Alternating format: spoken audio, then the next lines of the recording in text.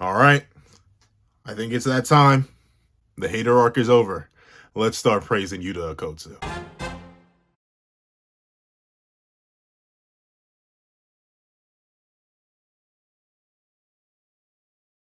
Thank you to our fellow patrons, Riddle, 4765, Midnight Gem Lord, and Sean. Another thank you to our $3 members, Recliner Plays, and Riddle, 4765. And a very big thank you to our $10 patron, Robbie Uchiha. And another very big thank you to our $25 patron, Alex Ice Rose. And a very big thank you to our $25 member, Alex Ice Rose. Now, we're on this breakdown, / discussion, and live reaction and analysis to Jujutsu Kaisen's Last Hope.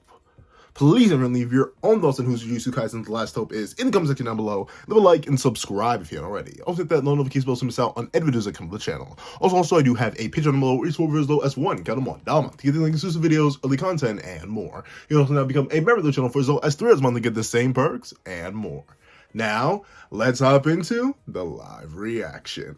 What's up, guys? Pencil here, and here we are to react to Mir's Jujutsu Kaisen's Last Hope, which I believe, based on the thumbnail, is a Yuta video. I actually haven't seen this video, but I do love Mir's content. They're fantastic. I've been meaning to react to some of their videos for a hot, and I mean a hot minute now, but now we're here. Now it's time to react. If you want to see the original video without all my pausing and talking, all that annoying stuff that I happen to do, please, the link to the original video will be in the description down below.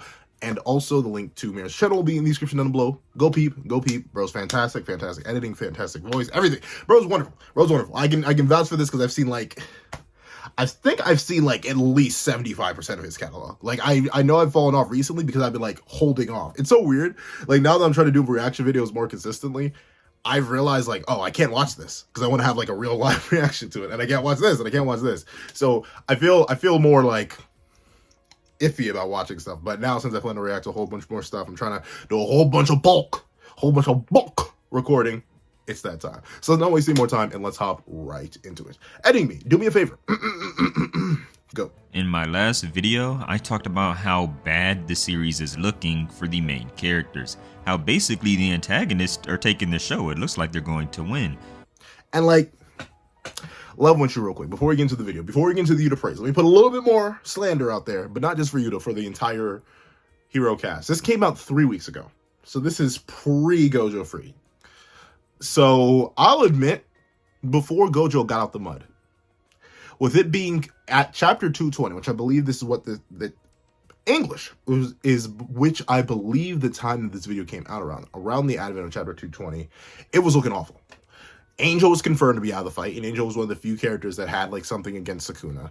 Yuta had his main op Ryu get low diffed, negative diffed realistically, and you know how I feel about Yuta versus Ryu. I don't think that was a low diff fight, and I don't believe Yuta's holding back, but I'll go along the narrative. Even if Yuta was holding back, he wasn't holding back a whole perception blitz level and a whole one-shot level beneath Ryu. He wasn't holding back so he could have a fair fight with him or anything like that. He was just holding back a little bit.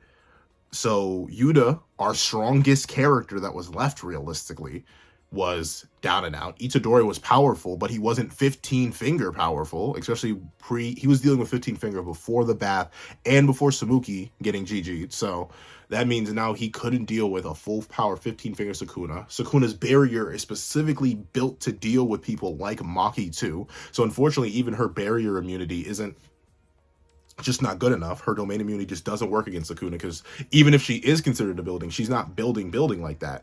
Like, she still is an individual that's going to be affected by Malevolent Shrine, so she's not even a Wincon, even though she has like 15-finger levels of speed and her Soul Liberation Blade, which negates their ability. So she's not even a Wincon. And then who was left? Hakari, well, extremely powerful, extremely amazing. He was struggling a lot against Kashimo, who I also don't believe is like a 15-finger tier threat. I don't believe, definitely not a 20-finger tier threat, though admittedly Kashimo was a bit of a wild card with his, unknown technique. Who knows what his technique is going to do? A lot of people theorize, lightning deity Kashimo, and I'm kind of rocking with that too. Like, if he literally just turns into the Raijin, like he has the staff of the Raijin too, like he has the Nioi staff, so like it wouldn't be too shocking to me if he just turned into a lightning god. But even still, that's just one character to deal with. Sukuna, who, based on his previous interactions with extremely powerful characters, could probably blitz and one-shot Kashimo, and Kenjaku, who has dealt with people like Yuki Sakomo, who, in my opinion, is a stronger special grade sorcerer than even Yuta, just because of how her technique works and her being literally the perfect counter to Kenjaku because, you know, her mass ignores concepts, ignores general immunities. So she didn't have to worry about cursed spirit manipulation in comparison to every other character who would also have to worry about cursed spirit manipulation. And then the rest of the cast was irrelevant. Like, I don't think I need to tell you that one-armed Inumaki is not pulling anything out. He's not going to have an honored one moment. I don't think I need to tell you that little like 2 feet tall panda is going to be irrelevant against characters like Sukuna and Kenjaku. He could probably get handled by like a grade 4 curse right now. I don't think I need to be the one to tell you that Momo is not suddenly going to fall from the heavens and be like, I alone am the honored one, and like start piecing up Sukuna and Kenjaku with the mystical magical tools that she's got. Miwa is secretly the strongest character in the verse, though. So she could have started piecing up everybody, but even still, the almighty Miwa was suppressing herself and has been suppressing herself for so long. So I don't think Miwa could do anything. Like, legitimately, the whole cast just was down in the mud. Without Gojo, it just seemed like hopeless, even with Yuta there. However, like I said, the Yuta slander arc may be over. Keyword is maybe. I don't know. Maybe we'll record Yuta slander right after this video. But regardless, no. I think literally the next Yuta video I have planned is breaking Yuta Okkotsu. So like, well, not in the mental way, not like breaking him down mentally, like making him a broken character. So like, don't worry. The Yuta praise it's coming soon. Once again, I've said it before and I'll say it again. I've been building up this anti-Yuta narrative, so y'all don't get mad at me when I start like slopping Yuta off. Like, I mean, completely, that's all I'm gonna call it. I'm gonna start slopping Yuta off, and then bada bing, bada boom, you're gonna be like, whoa, where was this? So just wait, be patient. You gotta build up, you gotta build up both sides. So give me time. But let's see what Mira has to say, because especially since he's working from this perspective, which was a very interesting perspective in time, a perspective at a point in time where everything seemed hopeless. Let's see what he has to say. But they haven't won yet. There is one person left who stands as the final wall. Now, whether you think that this final... Bro's referencing Aiku. Mira, Blue Lock fan? I think he does have Blue Lock videos. I need to actually react to some. There have been, because of Blue Lock, the anime coming out, there've been a lot of Blue Lock videos in my feed and my recommended. But for some reason, I just haven't watched them. Like, I don't even know what I've seen them. It's not even that, like, some things I don't watch because, like, I'm going to react to that. But some things I just don't watch because, I don't know, my brain just lags sometimes. So I'll definitely see. I'm going to see if I can react to some Blue Lock content, too. That'd be fun. But let's see what's Gucci and Kikin with Yuta Okkotsu, the final wall. Will be successful or not, who knows? But that's what today's video is about. We know that there are 4 special grade sorcerers in the modern era. Gojo is now sealed in a box, Geto turned into Kenjaku, and Yuki just recently died in a fight against Kenjaku.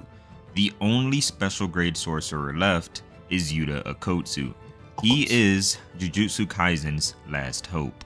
But before we get into the video, I want to say if you enjoy JJK content, then I would really appreciate it if you would leave a like on the video and subscribe to the channel, as I do post every other day on different topics you guys give me and a few I'll come up with on my own. Now let's get into the video. Now there is one big reason why we need a character like Yuta to come in and save the main cast. And this one big reason is something because no one else can do it. Like, no one else can do it until Gojo got released. Like, unfortunately, this video is kind of contingent on its time period because, like, obviously Jujutsu Kaisen's last hope is Gojo now. But, like, before it was Sukuna. Before it was Yuta. I've been seeing a lot of things, like, people are saying that Kenjaku is going to take Yuta's body, and if that happens, I think I would legit lose my mind. I think I would actually go buku bonkers if that actually happened, but who knows? Let's see. I've talked about a couple of times on my channel, but it will be one of the highlights of today's video, and that reason is the power curve that hit JJK around midway through the series. We knew that back in Goodwill that it seemed like when we had new sorcerers come around, they could all compete. You know, Kamo, Todo, Maki even when she had Playful Cloud in her hand, and Megami. There was so many other sorcerers like Inumaki as well, and Panda, and also Mekamaru who could do something. It felt like everybody could join a fight, and it seemed like all of these sorcerers were powerful for the time being. And I know he mentioned the power curve already, but that's why I made the video talking about has the Culling Games power creep Jujutsu Kaisen. And a lot of people were like, you don't know what power creep means, the power ceiling's still there. But I don't know, maybe I just misinterpreted it. But when I googled power creep, it's exactly what I thought it was. It's just making older characters irrelevant through the release of new characters. And like, yeah, Characters that seemed like something, like Inumaki, like Megami, like Goodwill Itadori, like Toto, like, I'm not going to say Momo.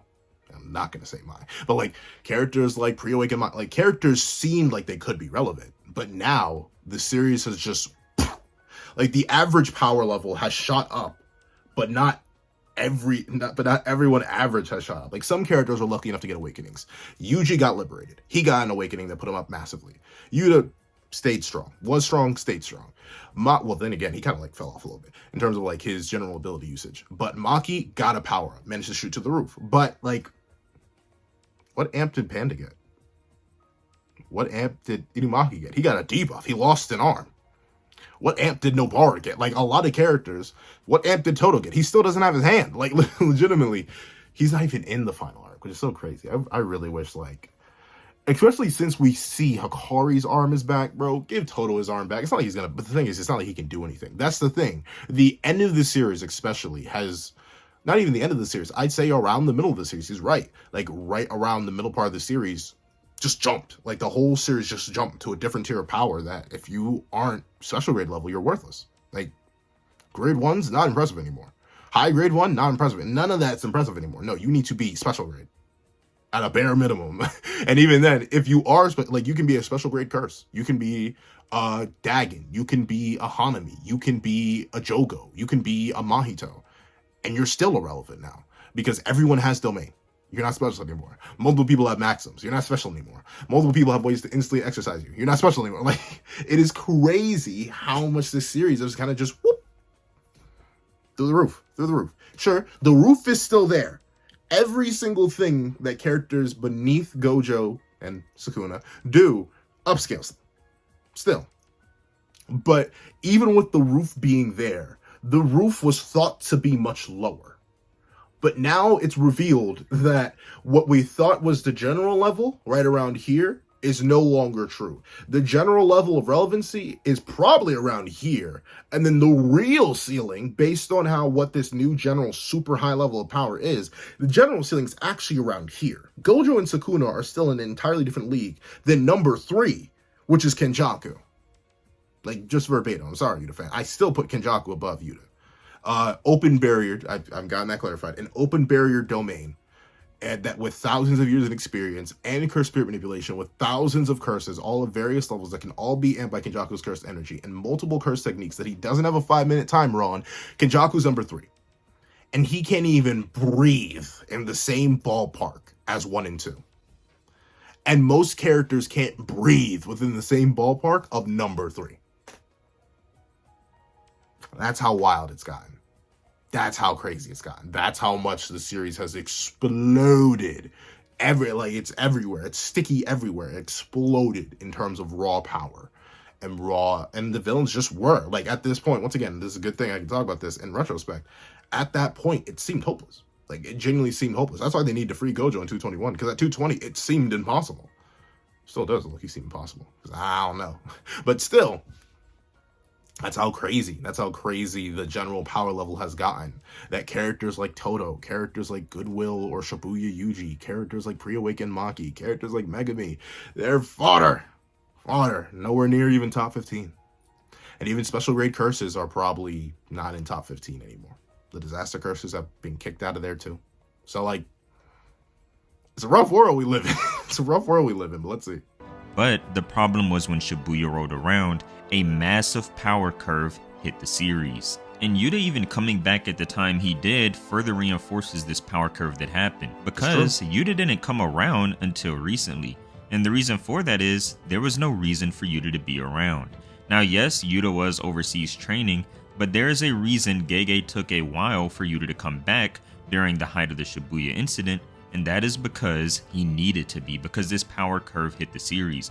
Before this, all of the sorcerers could compete with each other. But now with the appearance of stronger characters, like Ryu, Uro, Kashimo, even the development of the disaster curses, for example, we knew that Mahito would grow stronger as the series progressed. We just needed stronger sorcerers to come along. And it seemed like the progression of the main cast wasn't fast enough. And this is the dilemma that Gege was in, and the problem that most mangaka come across when it comes time to introduce new antagonists is, You want the main cast to be strong. Like, as readers, we all want the main cast to be able to compete, but at the same time, we don't want them to receive a power upgrade that doesn't make sense. The perfect... Speaking of that, that is, everything ties back to Gojo versus Sukuna. Everything does. Even you yourself tie back to Gojo versus Sukuna. But that's the biggest reason why I feel like it'd be a little irresponsible, a little bit silly, a little bit goofy of Gege to, how do you say, let's say, what words do I put behind this? Power creep Yuji extremely hard, or amp Yuji to the fact that, to the level that he's able to take out 15 finger, not even 15 finger, 20 finger Sukuna. Seems a little bit unreasonable. Just a little teeny tiny bit unreasonable, if you were to ask me. So that's why I think Gojo needs to step in. And that's a big thing. That's why a lot of characters just get left behind. He brings up a fantastic point that mangaka know, creators know, especially in battle creation, like battle fiction in specific.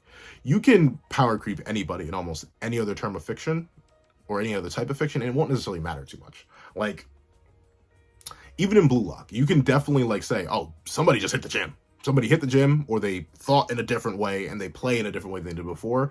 And pretty much any character can become relevant. That's why Blue Lock is so well balanced in terms of its narrative and character structure. There are so many different characters, all with different unique abilities. And at any moment, considering we mainly follow one character and they're very like window blocker perspective, that's why a character can off screen disappear for nearly 50 chapters and come back and still be relevant later. There's a major example of that. That's a major spoiler, so I won't go into it. But that happens in Blue Lock, and it doesn't like snap the reader's neck and be like, wait, what? Like, how did that happen? We don't do that because it just makes sense within the worlds of a physical spectrum. Yeah, people can just get stronger and play in different ways than they did before. Makes sense. And usually in Blue Lock, there's enough time put behind it, so it also still makes sense. And plus, they're constantly getting trained. In a romance manga, just one day, the childhood friend can get more love than the new girl in town, or vice versa. You know what I'm saying? Like, it can happen at any moment. And sure, your readers may question the consistency of some of your characters. They may be like, why'd they suddenly abandon the new girl in town all over the childhood friend? But that's a reason you can conjure just like that. Like, you don't necessarily have to like build to it. You just have to make sure you don't heavily contradict the characters. But the big issue with battle shonen, or not just battle shonen, but just series based around combat in general, especially with escalating combat that isn't limited to like human perspectives and stuff like that, is that any massive power leap for any character has to be justified. And depending on the size of the power leap, it has to be very well justified, or else you will have your readers being like, huh? Like you will have your readers looking at you funny. Like, what's a major example that's not a spoiler? I'm trying to think of Dragon Ball. But see, Dragon Ball usually has, I mean, you could argue Namekian Fusion came out of nowhere. So I don't think Namekian Fusion counts as this, but I'll give it this. For Piccolo to have only been gone for, actually no, he was gone for a hot minute. He was on, no, but I think it's confirmed by the time, because I remember Carthus Dojo mentions it in his video, by the time that Piccolo arrived at King Kai's, he only had like 6 days. He arrived there by the same time Goku was healed and was heading to Namek.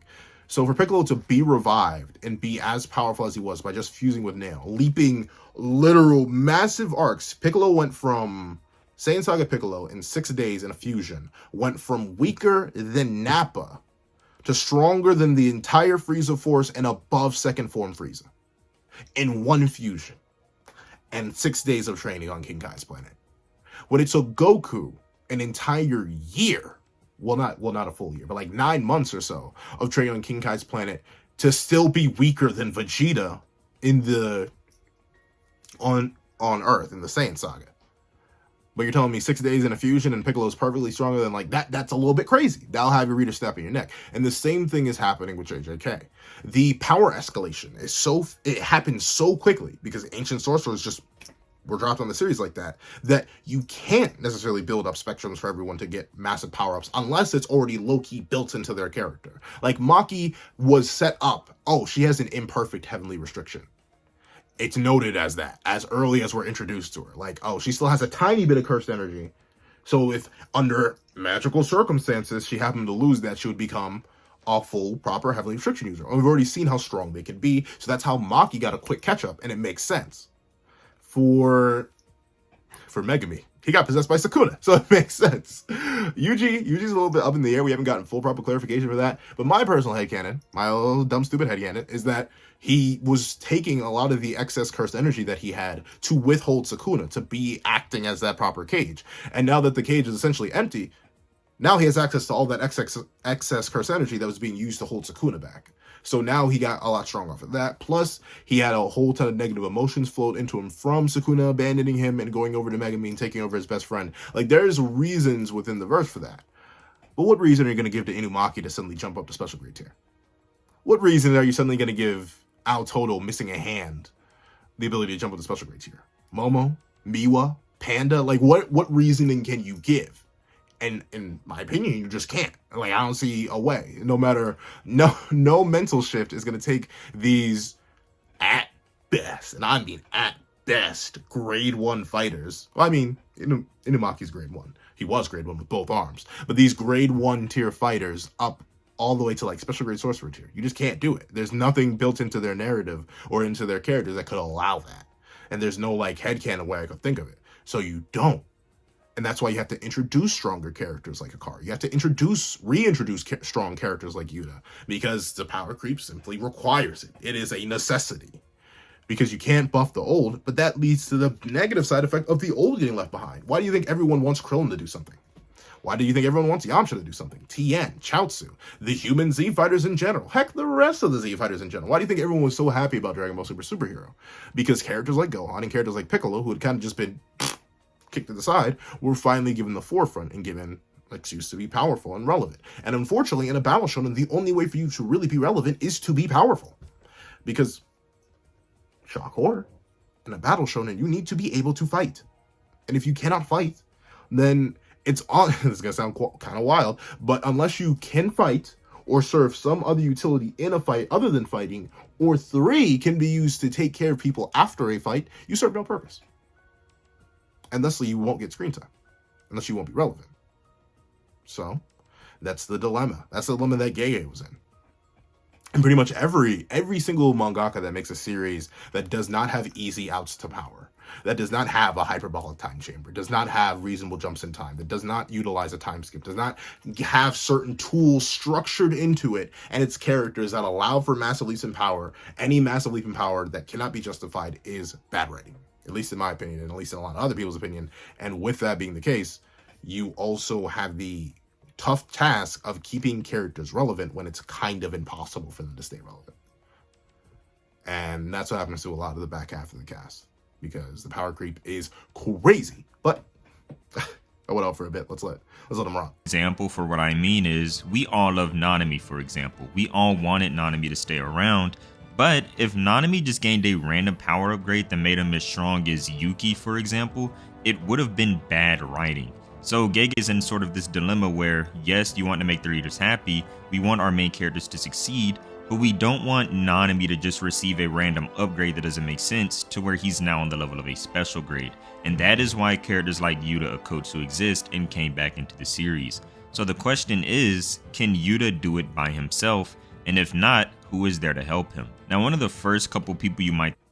Oh, yeah, okay, so he's going to go into Akari. Can Yuta do it by himself? No. Never. No. I believe. I now know I just may be dumb and stupid and can't read. I'm kind of illiterate. Don't get me wrong. I'm not even kind of illiterate. I am illiterate. I cannot read. I've had audiobooks my entire life.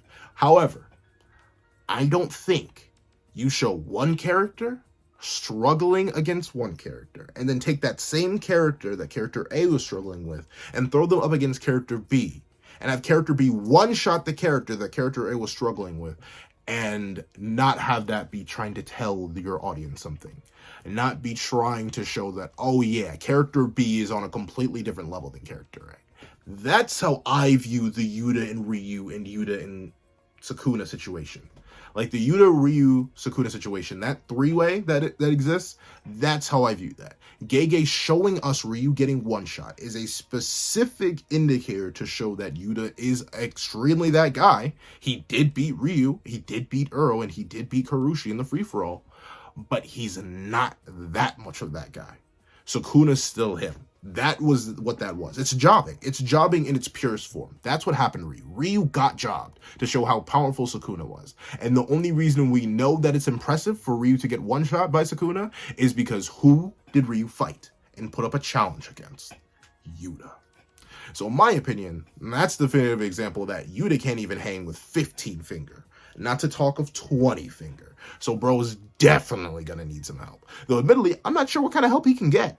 Like, sure, you hear me slander Yuta, respective to like Sukuna and Kenjaku and Gojo, but like he is pretty definitively the strongest character outside of that. Like, sure, I believe in terms of like physical output and stats, like raw stats, like durability and like punching power, Hikari's stronger.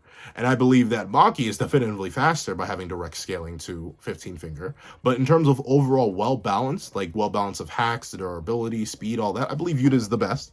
I definitely have him up there a lot. But with Yuki gone, I don't know if Yuta, Hikari, and Maki could do it. Yuta, Hikari, Maki, and Itadori all versus Kenjaku. This may sound crazy for me to say this, but what do they do if Kenjaku opens domain? Like, I know Hikari's domain is good in Tug of Wars, but like, it's not absolute. Like, I get it if it's good in Tug of Wars and it could beat like a Yuta domain or a Ryu domain or Uro domain or something like that. But I don't think it's beating open barrier domains. You know, those divine techniques. I don't think it's beating that. And I don't think Yuta's is established to beat that. And obviously Maki don't got no domain, and Itadori don't got no domain, nor do either of them have counter domain techniques. And notably, I'll give Maki this: we still don't know if Kenjaku's domain would work on her, because unlike, and I think it will. I think because Gege is very purposeful. I don't think it will work on Maki. I think Maki may be the key to defeating Kenjaku. And I'll make a whole video talking about that, and that's mainly because, unlike with Sukuna's domain, which is established to even work on buildings, which is the same word we got for why Maki's not affected by most domains, Kenny's doesn't have that. That specification was never made. So Maki can definitely come out the clutch with 15 finger Sukuna levels of speed and soul lip Kenny's head right off. It can happen. She may be the real last open Jujutsu, because I don't think Ryu's gonna, I don't think Yuta's gonna overwhelm Kenny's domain, and I don't think Hikari's gonna overwhelm Kenny's domain. And who knows what happens if they try to get into a three-way clash. So overall, I'm leaning heavily towards Maki being the savior. Because she literally has the best speed scaling out of all of them. Like, Sukuna Perception Blitz Ryu, he did not Perception Blitz Maki. He did Slobber Knocker, but like he did not Perception Blitz her. Like he Perception Blitz Ryu.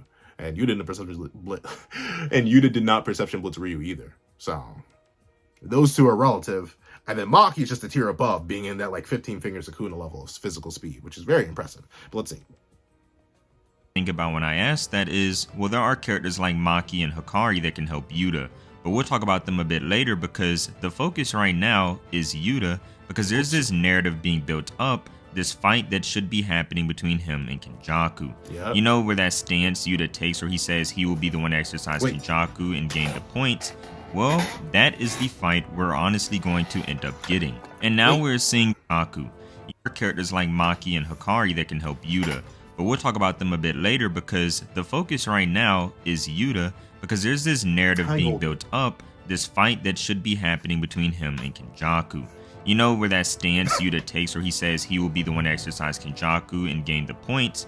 Well, that is the fight we're honestly going to end up getting. And now we're seeing the new activity of Arame and Sukuna, so now would be a good time to look at Yuta Okkotsu's strength so we can get a gauge of how strong he actually is. Now, Volume 0 stuff for Yuta is a bit outdated now, as Rika is different and Yuta was a beginner sorcerer, but there are just bits and pieces of information that are useful that we learned from Volume 0. And the first piece of information we learn is that Rika is supposed to be the Yo, random thing, you know, that got the pencil. I need to talk about art more. I really like Volume 0's art style.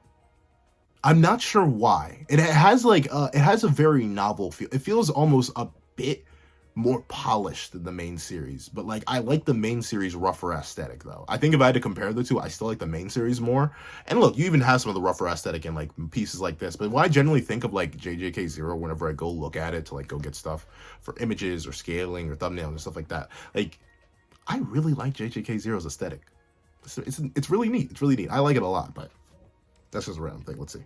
Spirit of an endless amount of curse energy. And this is something that just stays consistent even when Rika comes back in this new form, as she always gives Yuta this supply of a large amount of curse energy. But one thing that we learn is that Yuta already has a large supply of curse energy on his own. We learn in the fight with Yuji that Yuta says that he has more curse energy than Gojo himself. And we also have this statement from Ryu while he's fighting Yuta on the rooftop that every time Ryu is punching against Yuta, he feels like he's knocking against a massive water tank. And this statement is very important because Ryu says this before Yuta ever even summons Rika. So before even having Rika there with him, Ryu felt like he was punching a water tank of curse energy, when in reality, he was just punching Yuta. Remember how I said that Yuta told Yuji he has more curse energy than Gojo? One of the funnier things about that is that when Yuji first sensed Yuta, like before he even saw Yuta with his own eyes, just from feeling Yuta's curse energy, Yuji thought that he was sensing Gojo. But yo, that is honestly, I think that's literally my favorite entrance in the entire series. Like I literally have a video planned about that. But the reintroduction of Yuta is by far, well, to be fair, his reintroduction takes place a little bit before this interaction. I almost wish, like, I get introducing Yuta as a soft boy and introducing him, like, needing to execute Itadori, but I wish this was just his real introduction back into JJK0, or from JJK0. Like, he literally just comes back, and we have Yuji Itadori post-Shibuya being like, is that Gojo-sensei? No, it's something creepier. I love that introduction. And then when he like leaps down and slams through the like, I wonder how he did that though, because like Yuta's not that heavy. Like, so I literally imagine like in verse, in context, when he lands like this with the curse, what is his curse energy and stuff like that, he must have literally like aimed to damage the ground. He was purely going for intimidation on that, because he's not actually that heavy. He's not like max elephant weight or anything like that. I don't think curse energy like makes you heavier. It makes your hits heavier and stuff like that, but I don't think curse energy like literally gives you more girth. I had to say it like that, didn't I? But like, I don't think that's the case. So Yuta literally just came to flex, and I love that. It's my favorite intro in the entire series to any character that JJK's introduced. And it's had fantastic intros, but like specifically the hype behind Yuta's reintroduction is so beautiful. But let's see. Then he said, and Yuji's exact words are, "Is this Gojo-sensei? No, something even creepier." So it's just crazy how upon sensing Yuta's presence and curse energy, he literally thought he was in the presence of someone as powerful as Gojo.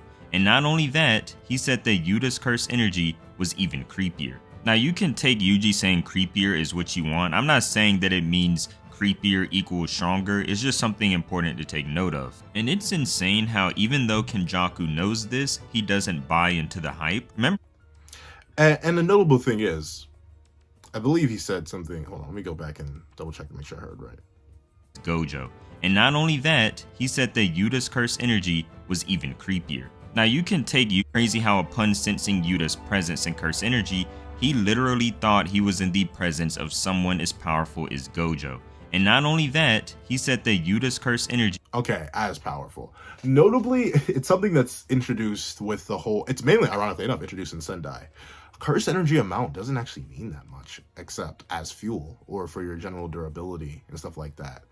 Because we know that even if you have insane amounts of cursed energy, if you go with the Naobito being the second fastest sorcerer, even with Yuta having way more cursed energy than Naobito, he's not as fast as him. We know that your output and the level of your attacks doesn't actually scale to your amount of cursed energy, because Ryu is stronger than Yuta, and Yuta has more cursed energy than him, considering Yuta is pretty much boundless compared to Ryu. You know, he's got his boundless cursed energy, and obviously we know Yuta isn't as strong as Gojo. So like the amount of cursed energy is such an interesting thing that seemingly gets like less and less valued as the series goes on. Like, it still has insane value. You want to have high amounts of cursed energy. You want to have a lot of fuel for your tank and using your abilities. But like, it's crazy because before, if you were just telling me, oh, a character has boundless amount of any system's power, like, quantifier. Like, if someone has infinite magic or boundless magic in Seven Deadly Sins, or someone has boundless ki in Dragon Ball or something like that, I would be like, oh, they got to be the strongest, just because usually in other scenarios the amount of magic you have like upgrades all your stats. Meanwhile in JJK, it seems like some stats, the main stat you get by having insane amounts of cursed energy is like amount of energy for techniques and regen, and or your durability mostly. And even then, we know you don't necessarily have to have boundless durability. But then again, it's because attacks are unique too. So Yuta and Rika, while being extremely powerful and both having boundless amounts of cursed energy, they don't, well, at least if you go with the idea that they weren't holding back, or you go with the idea that even if they were holding back, their hits are like eatable. You can survive hits from them, which you wouldn't, like most characters wouldn't be able to survive hits from someone with infinite ki in Dragon Ball, or someone wouldn't be able to survive hits for someone with infinite magic from Seven Deadly Sins.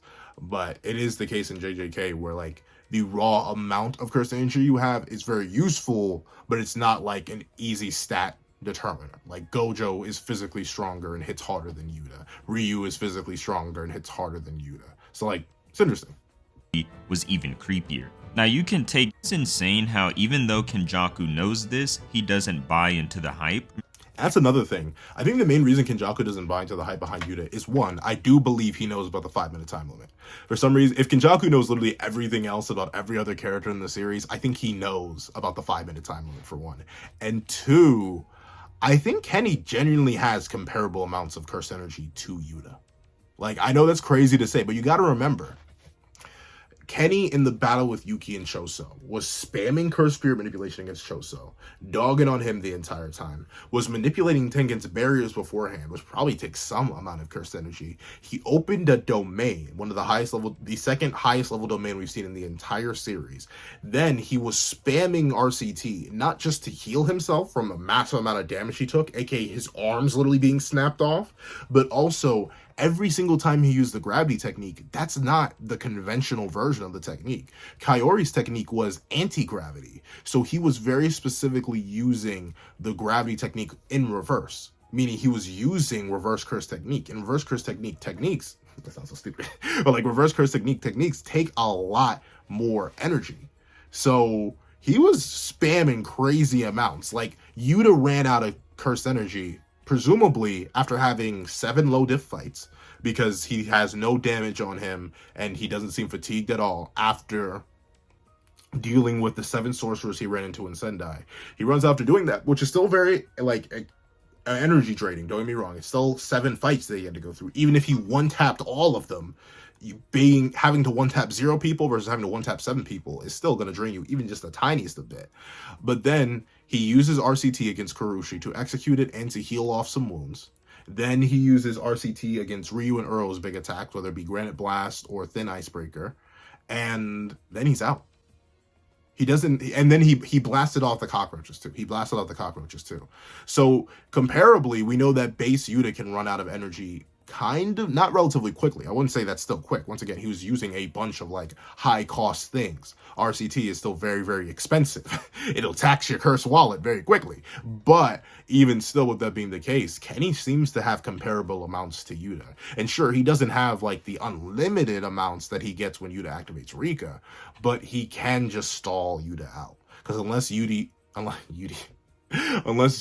has Bombaye and the concept negation, Kenjaku can just sit there and spam them both with high-level cursed spirits that he's amped with his own cursed energy.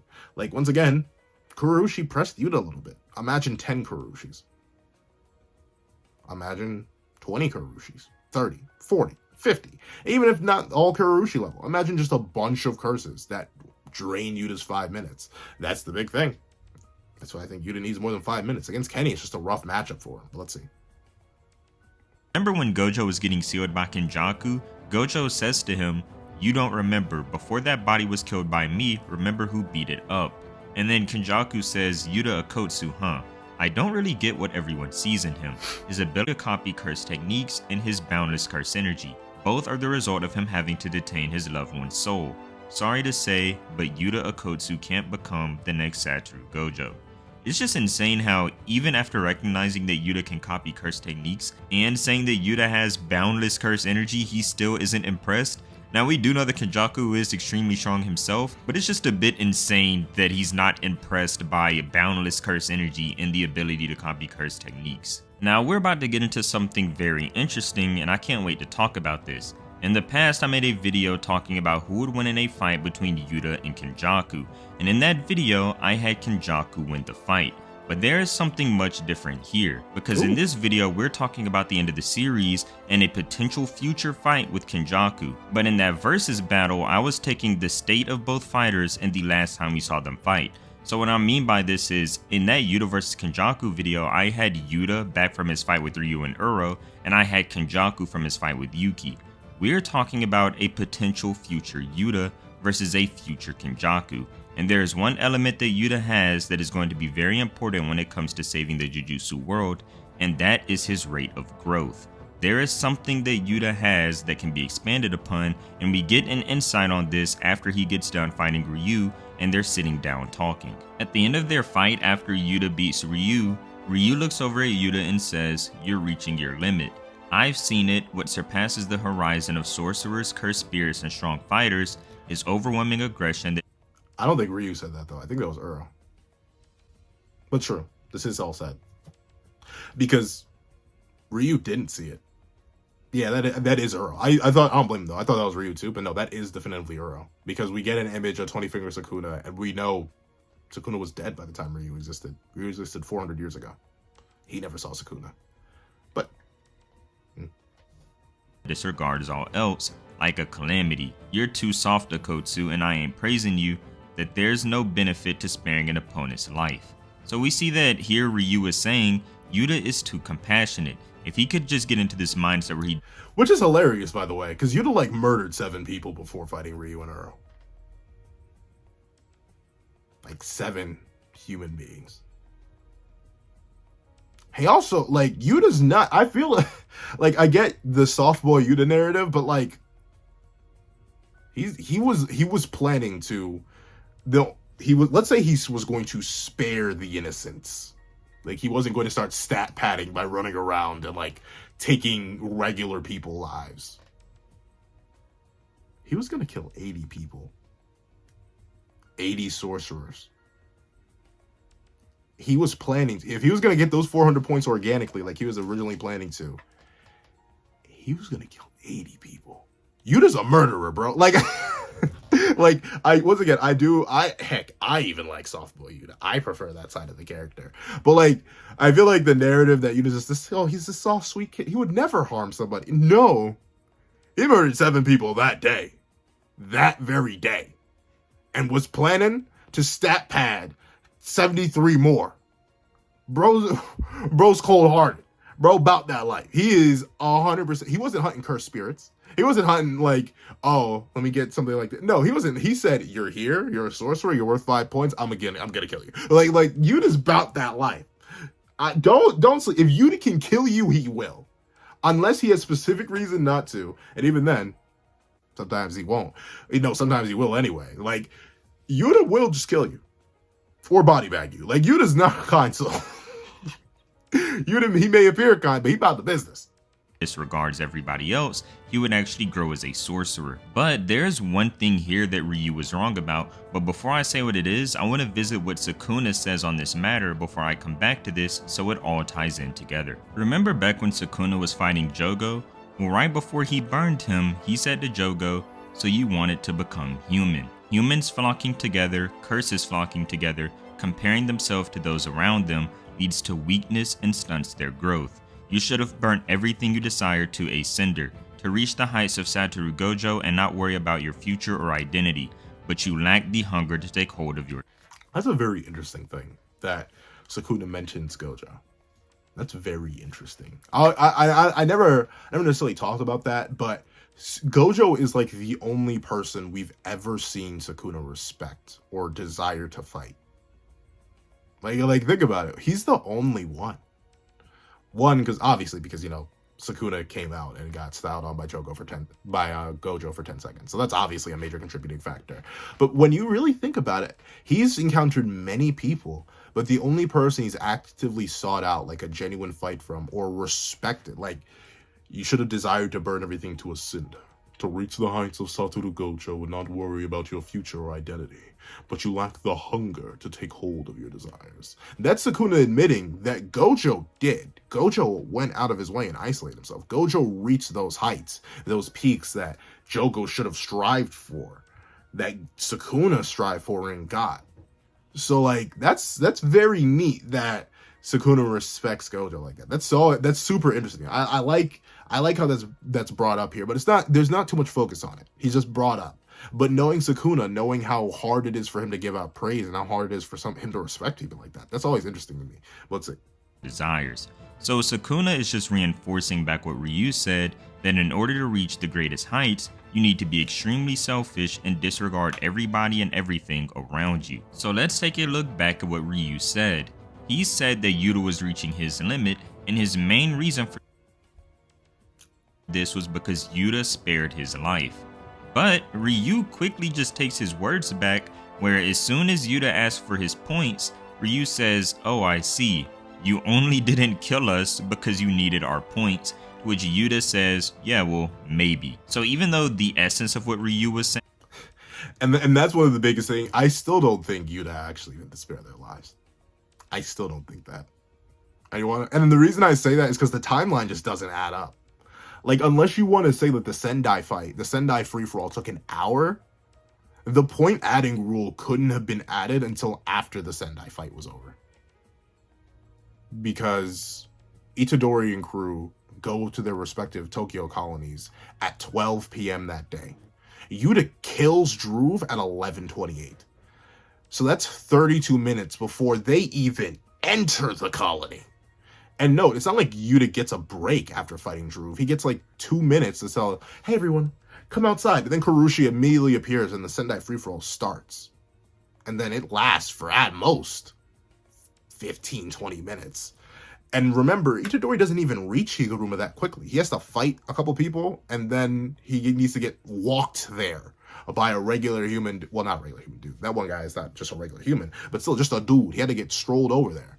So, like, it probably, like, the rule didn't get added until like 12:30 that day.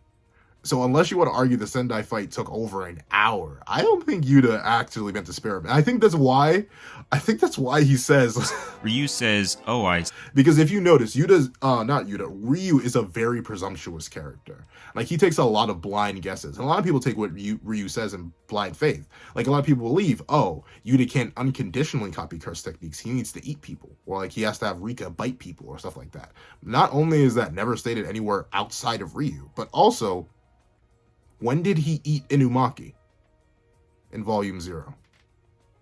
When did he bite him? Or eat a lock of his hair? When did Rika eat a lock of his hair? Not any time that we know of. So I think Ryu was just wrong there. And Yuta does... "See, like, you only didn't kill us because you needed our points," which Yuta says, "Yeah, well, maybe." So, like, note, he says, maybe. Like, I think he legit just ran out of juice. Because note, he doesn't... I thought he, like, healed Ryu and Earl, but they're not actually, like, healed. Or seemingly enough. Not that much. Like, they're still, like, Earl seems to be missing her arm still, and Ryu's still heavily damaged here. So, like, when he says, maybe, like, I think he was legit going to murder them. Like, maybe right after the fight ended, when he was about to, like, once they were both slumped, he was about to go, but then, like, the rule got added. Because if we saw the rule get added in the midst of the fight, we would have seen it. We would have seen it. We would have seen it, like, pop up. Because, you know, rules just pop up. Whenever a new rule is added, all the Koganes are like, "Ayo, what's Gucci geeking, bro? Guess what? There's a new rule added to the culling game." But considering that didn't happen mid-fight, I literally bet, like, in, like, off-screen cinematic timing, as Yuta was like, "Let me go get this katana. I hope not all of them are this difficult." And it was about to go, like, straight pierce Earl's head open. His Kogane popped up and was like, "No rule added. Guess what? You can take... people can transfer their points." And Yuta had to be like, Oh. All right. Let me put this away. like I legit think it happened, something like that. Because otherwise it just doesn't make sense timeline-wise. And it doesn't make sense why Yuta would have murdered 7 other people if he could have just taken their points. Because think about it, if he had if he had just knocked out Drew, like disabled Drew one way or another, take his arms off or whatever, like do it like Earl lost an arm, just take off one of Drew's arms and like immobilize him, he would have had 91 extra points. But he didn't, because he just executed Drew and like 7 other people. Who knows how much? Well, not 7. I think like 6 other people. So who knows how many extra points he could have had? But I think it was literally just convenient timing. But whatever. That's literally just like my headcanon. Kind of like Yuta holding back in Sendai's headcanon. But where else? Even though the essence of what Ryu was saying is correct and that you do need to disregard everybody else, he was wrong in applying this to Yuta and saying that Yuta was reaching his limit, because he thought that Yuta just spared his life to just spare his life. But Ryu quickly realizes that the only reason Yuta spared his life is because Yuta needed his points for the culling games. So I will say this, yes, you do need to be selfish to reach the heights. I do think that Ryu and Sukuna are right about this, but Ryu was just wrong in prescribing this to Yuta and saying that Yuta was reaching his limit. And I do think that the fight between Sukuna and Gojo will determine who was right. Because Gojo was on the verge of becoming just as Ryu and Sukuna said.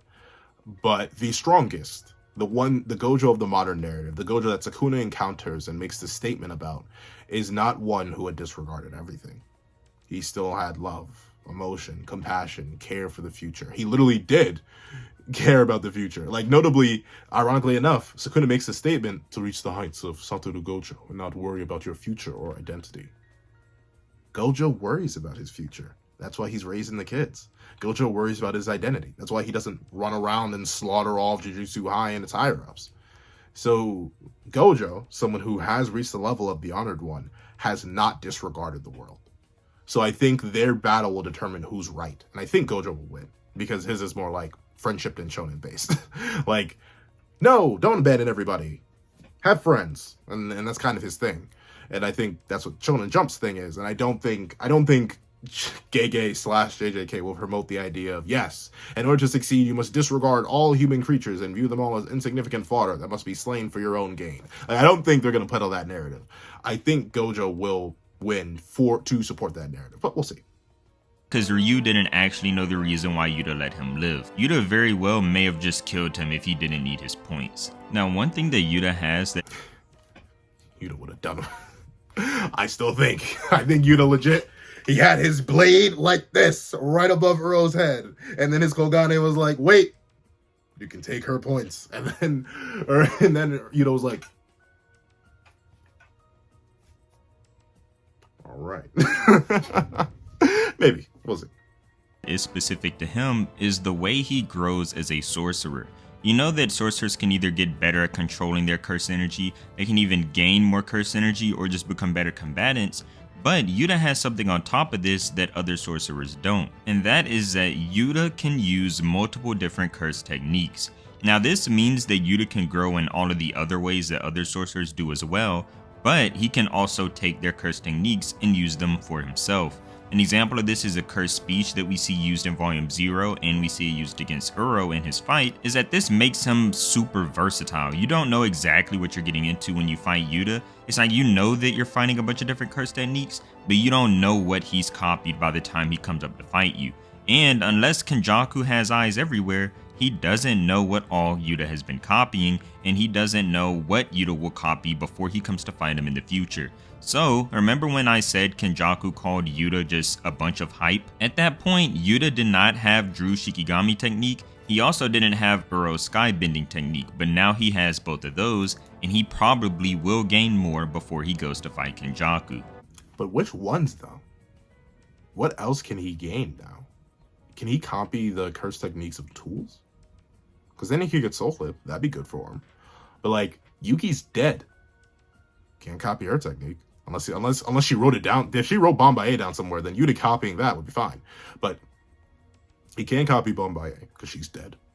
Blood manipulation. I mean, maybe Yuta can use blood manipulation. He has the RCT, but we know Yuta wouldn't want to burn through. Actually, no. With Riki, he has unlimited curse energy, so maybe he wants to use blood manipulation a little bit. That could work. Blood manipulation. Creation. Well, he can't copy that because mine's dead. Tool manipulation. That's not gonna be useful, I don't think. I mean, maybe Divergent Fist, but how useful is Divergent Fist going to be? I mean, he can take Granite Blast. I think he's going to have Granite Blast. I think that's another thing he has. He just didn't show. Why he wouldn't show it against Ryu, though, was weird. He should have, if he had it, he should have used Granite Blast against Ryu. Right? Like, why wouldn't he? Because that would allow him to match Ryu's output and, like, actually take him down easier. I don't know. That's a little bit weird. But he should have Granite Blast. I think I'm down with him having Granite Blast. But I think the only useful technique he can now pick up is Limitless. That's the only thing he could hypothetically learn. Because, like, what else is there? No one else is left. Like, and it's not even like Toto can help, because if he can't grow his hand back, he's not going to learn that. Hakari's technique is only useful to Hakari. Hakari doesn't even use a majority of his technique outside of Domain and, you know, the walls and doors against weaker opponents. Like, what other techniques can Yuta really copy at this point? Yuta missed the train. Not the pure private love train. No, he missed the train of good techniques to copy. Like, Yuta could be broken, and once again, I'll make a whole video breaking Yuta Okkotsu, but like, unless someone can slide Yuta the JJK wiki, I don't think he can get much more broken. I think Sky Manipulation plus Drushiki's Gami technique plus Granite Blast is all he's got, unless he can pull out Limitless. If he can pull out a bootleg Limitless, no 6-eyes, sure. We know people in the Gojo clan have been born with the Limitless and without it. No, people have been born with the Limitless but not the 6-eyes. People have been born with the 6-eyes but not the Limitless. So it's not impossible for Yuta to copy. Probably. I'm not sure. I've heard mixed things, but I'm pretty sure copying 6-eyes is impossible. But then again, he copies like the birthmarks of, or the seal marks of Cursed Speech, so maybe not. But if he can copy the 6-eyes and Limitless, then Yuta can be broken. But other than that, I'm not sure what other techniques he can copy, because everyone else is dead and gone. Unless Gege wants to introduce more powerful techniques in the 1 month time skip. I'm not exact, or time span. I don't know what else he could really copy at this point. There is only one downside, you could say, for Yuta in using all of these different curse techniques, and that his connection with Rika only lasts for 5 minutes now. We know that back in Volume 0, he just had Rika, like that was just something that was there, but now with this new form of Rika, whenever he summons her, she only stays around for 5 minutes. So we know that amount of time from the beginning of his fight with Ryu and Uro to the end, Yuta actually ran out. So this is something that if Yuta does end up fighting Kenjaku, he would have to watch out for, is that fight would have to take less time than it did against Ryu and Uro, because if that fight takes just as much time or even more, he would have to end off the fight without Rika by his side. And one thing I haven't covered yet, but we are all wondering about, is what is Yuta's domain expansion? If you look at everybody else's domain, it usually is just an extension of their curse technique. For example, Gojo has the Infinity. Whenever he traps you in his domain, you just get hit with an infinite amount of information. If you look at Jogo, he fights with lava and craters, and his domain is the same way. Mahito as well, whenever you get hit with his domain, you get hit by Idol Transfiguration, which is his curse technique. But if we look at Yuta, what in the world could his domain be? If his curse technique is copying curse techniques, and that would have to mean when he traps you in his domain, he would be copying something off of you in some way. We don't know what it is, but I know that whatever it is... I headcanon this. I headcanon that it's either A, as long as he can hold domain, he can keep Rika. No matter, even if it goes over the 5 minutes. Like, that's one way you could do it. He keeps Rika regardless of the 5 minutes passing. So, like, Yuta's sneak strat would be to open domain right at the end. Like, right at the end of the 5 minute connection, when you think he's done, when you think you've won, he opens domain, and suddenly, boom, he has Rika unlimited. And or he can stack curse techniques. Because notably, we don't see him do that. We don't see him stack curse speech, Sky Manipulation, Drew Shikigami technique. He always uses one at a time. That may be him just not showing us that he can stack it regularly, but I think he can stack curse techniques in there.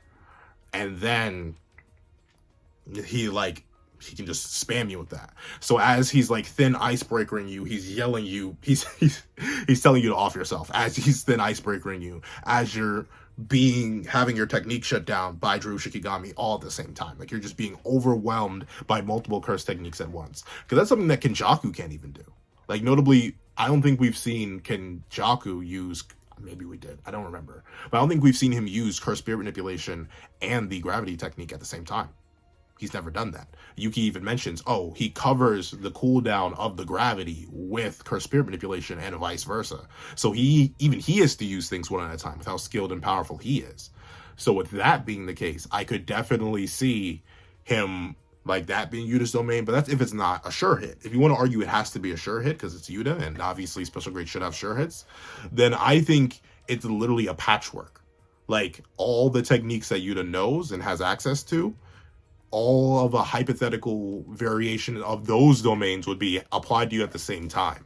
So whatever Uro's sure hit technique would be that, whatever Ryu's sure hit technique would be that, whatever a cursed speech sure hit technique would be that, all of them at the same time, because Yuta has all those techniques. That's how mimicry would have a sure hit. That's at least what I, dumb stupid headcanon, that's what my view. That would be broken, and that fits Yuta because it's still mimicry and it's broken, which is what Yuta should be.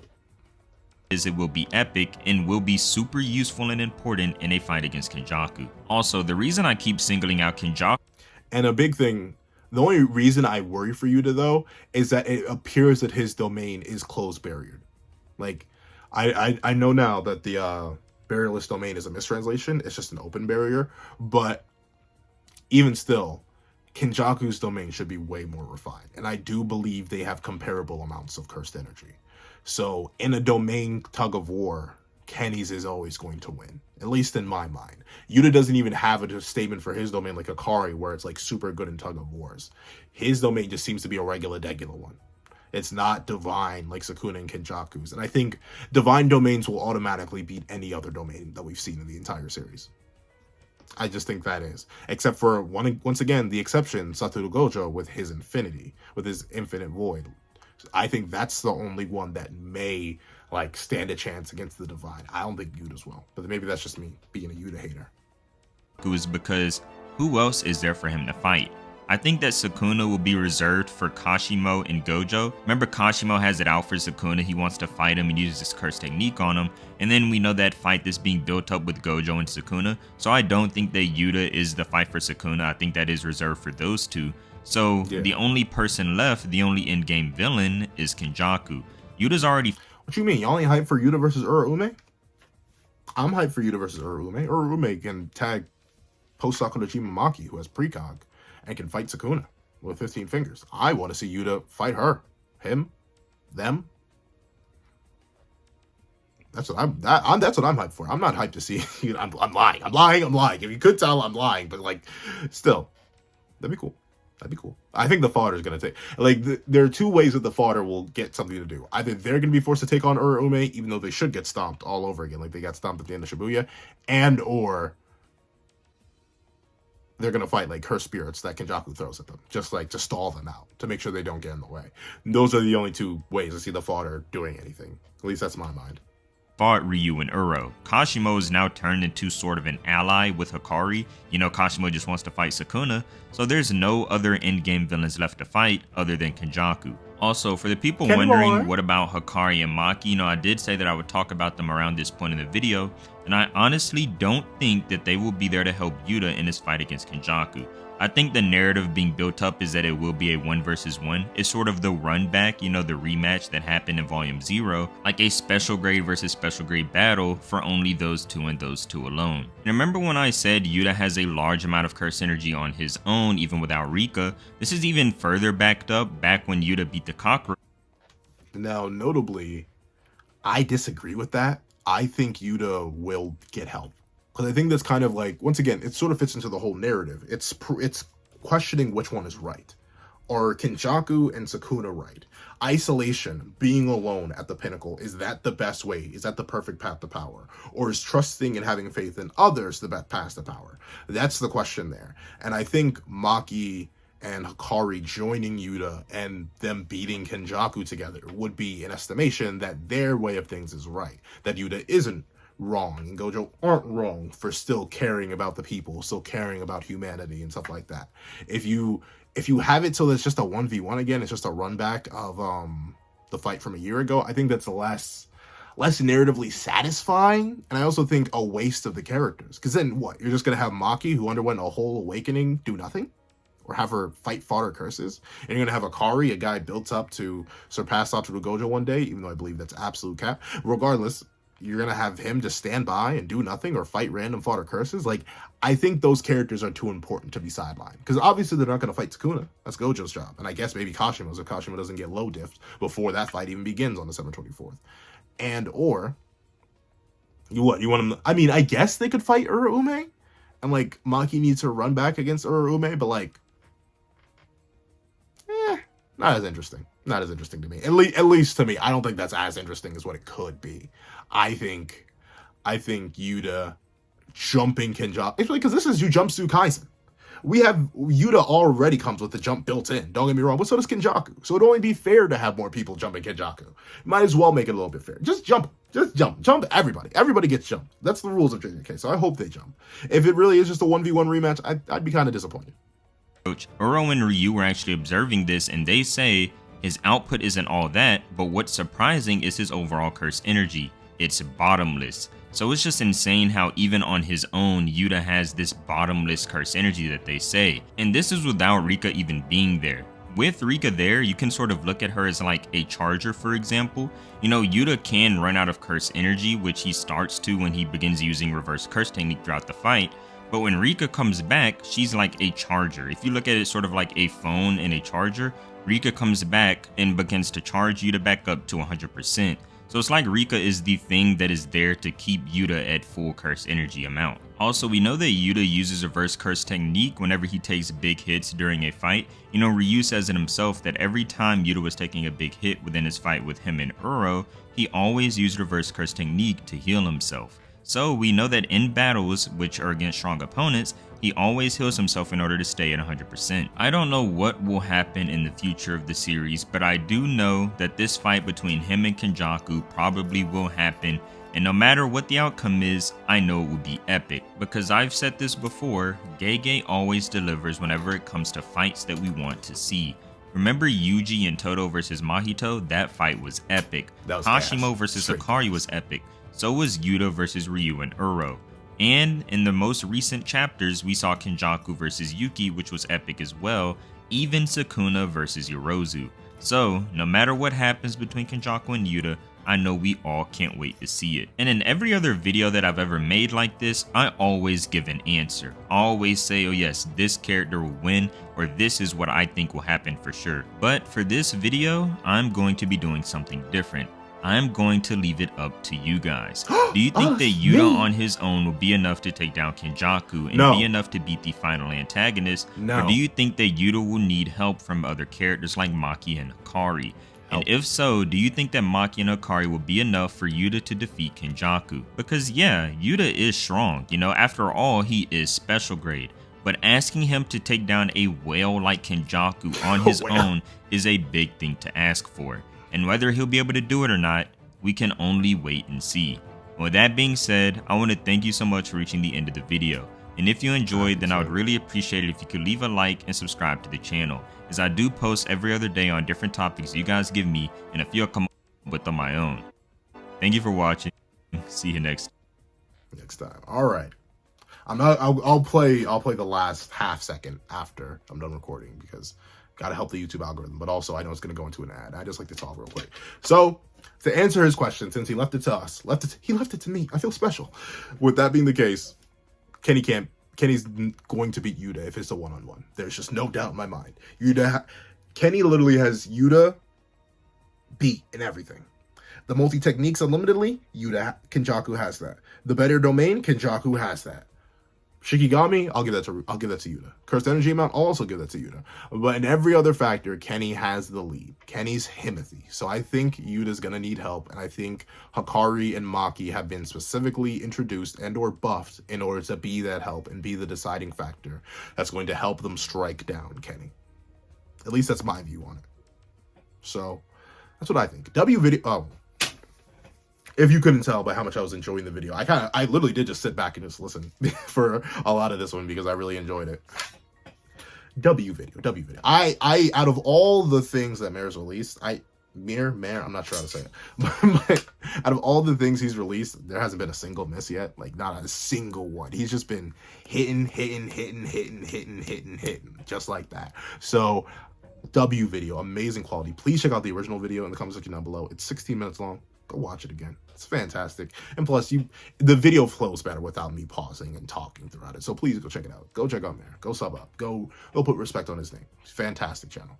However, what do you guys think? Do you think Yuta stands a chance against Kenny alone, or do you think he needs help? What do you think the narrative's going towards? Please let me know all that and more in the comment section down below. Thank you so much for watching. Please do like, share, comment, and subscribe. Make sure the notifications bell to miss out on any videos that come to the channel. Also, I do have a Patreon below. Use more as low as $1 $1 a month to get links to videos, early content, and more. You also now become a member of the channel for as low as $3 a month to get the same perks and more.